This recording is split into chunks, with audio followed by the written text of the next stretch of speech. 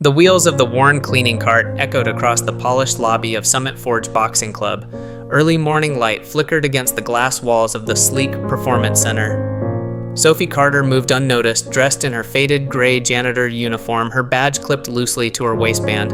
The gym's front section sparkled with premium equipment and branded merchandise, yet behind a steel door, the true heart of the club waited cracked leather bags, scarred mats, and sweat-streaked mirrors. As she pushed past the line dividing both worlds, no one looked twice. No one knew the quiet legend had returned. The gym slowly filled as dawn gave way to harsh fluorescent light. Trainers with sculpted physiques and flawless gear drifted past, barely registering the custodian moving between benches and rings. Sophie wiped sweat-streaked vinyl and cleared stray towels, the rhythmic squeak of her cart a background pulse. A spilled energy drink near the ring's edge drew her closer. As she reached to clean, smirks and glances followed. Smartphones tilted her way. A name appeared on the whiteboard under the sparring schedule Mop Girl. Laughter rippled through the space, a cruel undercurrent masked as casual amusement. The noise swelled as Rico Vega, shirtless and smug, circled near the ropes with taped hands. He motioned casually toward the woman bent over her mop, his grin drawing amused glances. Phones rose higher. Someone scrawled her nickname onto the whiteboard. Rico versus Mop Girl. 12:20. The crowd chuckled, certain of the outcome. Sophie said nothing. She rinsed her towel, hung it with care, and reached beneath her cart. From a side pocket, she pulled out a worn pair of boxing gloves, leather cracked and darkened by years of use. Without hesitation, she walked toward the ring. The gym buzzed with anticipation as Sophie stepped through the ropes. The overhead lights cast sharp lines across the canvas shadows, stretching from ring post to ring post. She knelt without ceremony, setting the battered gloves beside her and carefully wrapping her hands with faded cloth. No one spoke to her. Phones hovered, trainers leaned casually on equipment, and members whispered bets under their breath. Rico paced in his corner, loose and cocky, bouncing lightly on the balls of his feet, fully confident this would be little more than a warm-up. Sophie tightened the last wrap around her wrist and tugged the strap with practiced precision. She stood slowly, chin tucked, eyes forward, and moved to her corner. Her work badge, still clipped low on her waistband, caught the light for an instant before vanishing into the ring's shadow. The bell waited silent and heavy with expectation. The bell cracked sharply through the gym air, and Rico advanced with loose confidence, tossing light jabs to test distance. Sophie didn't move. Her gloves rested near her waist, her feet grounded, balanced, waiting. Rico jabbed again, the punch sailing past empty space as Sophie shifted a fraction left.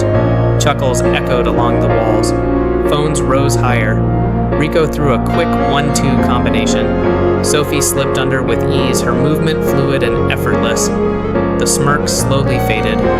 Rico's grin tightened as his shots missed by inches, each failure draining a little more of the crowd's amusement. A clipboard trainer by the heavy bags leaned forward, eyes narrowing. Sophie's stance never wavered, her gaze locked on Rico's chest, reading breath weight and timing. Rico stepped in harder, frustration flickering as he swung a heavy right. Sophie spun out of range, feet barely whispering across the canvas. A murmur spread. This was no accident. She pivoted again, positioning with calm precision as Rico lunged shoulder forward for a finishing blow. Sophie shifted weight onto her back foot and struck. A single sharp left hook buried itself under Rico's ribs with a sickening, blunt thud. His body folded instantly. Gloves dropped. He collapsed to his knees, gasping eyes wide and unfocused. The gym froze stunned. Phones lowered. No laughter remained. Silence filled the space where noise had lived seconds earlier. The only sound was the soft, labored rasp of Rico's breathing as he knelt motionless on the canvas. Sophie stood motionless, gloves resting at her sides, eyes calm and distant. The gym, frozen mid-breath, remained in stunned disbelief. A clipboard fell with a soft slap against the floor. At the entrance, heavy footsteps echoed against concrete. Coach Marcus Mac McCoy, the veteran trainer whose presence commanded silence, stepped just inside keys still dangling from his hand.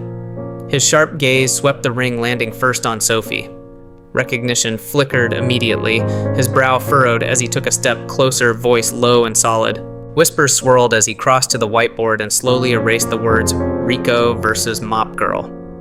He nodded toward the photo wall tucked behind the old treadmill bay. A young trainer jogged over, stared hard, and froze. There, half faded behind cracked plastic, stood Sophie Carter, blue gloves championship belt slung over her shoulder, same piercing eyes. State lightweight champion, 3-time title holder, defense drill coach before most of you threw your first punch. Coach Mac's quiet words fell like stone into still water. The crowd shifted, guilt burning behind dropped gazes. Sophie stepped back to her corner and stripped the tape from her wrist. She offered no words, no acknowledgement, just calm presence. Her cart waited untouched at the hallway edge, the blue sweatshirt tied around her waist as if nothing had changed. The gym knew better now. The air remained heavy, stretched thin between the ropes and the watching crowd. No one moved. Rico stayed slumped, cradled by trainers and draped in towels, breath shallow but steady. Sophie stepped off the apron with quiet ease, slipping her gloves onto a towel hook near the radiator behind the desk. The slow drip of sweat and melted ice filled the silence left by stunned disbelief. She wheeled her cart along the corridor, past posters advertising memberships and personal training sessions. Each head turned as she passed. No one dared speak. A young trainee folded a hoodie without meeting her eyes. The woman who had live-streamed earlier deleted the video, fingers trembling slightly. Kyle at the front desk erased the sparring board with slow, deliberate strokes. The ink resisted stubbornly before fading completely. Nothing replaced it. The playlist was paused. Trainers whispered at the edges of the floor, conversations barely lifted beyond murmurs. The dumbbell racks were wiped down with unusual care. Sophie returned to her rhythm, cleaning methodically, just as she had before the bout. When she passed Coach Mac, he stood silently at the far wall, arms crossed, nodding once as she moved by. Sophie didn't nod back. She didn't stop. When the back door swung open to the empty ring behind her, she paused only once, glanced at the long shadows across the mat, then pushed her cart onward. Presence, not words, had settled the room. The next morning, Summit Forge opened as usual, but something intangible had shifted. The playlist remained low, the usual clatter of weight subdued. Members wiped down benches before use without being told. Towels were folded into perfectly aligned stacks. Even the front desk monitor displayed a simple blank screen. Above the locker wall, taped with clear edges onto the cold metal siding, hung a plain sheet of white paper. No logo, no decoration, just block lettering written in thick black marker. She didn't speak. We listened anyway. No one claimed responsibility for putting it there. No one questioned its presence. Sophie's gloves, still damp from the previous day, rested on a towel hook near the radiator. No one touched them. By midday, whispers about the silent custodian-turned-legend circulated in soft, reverent tones.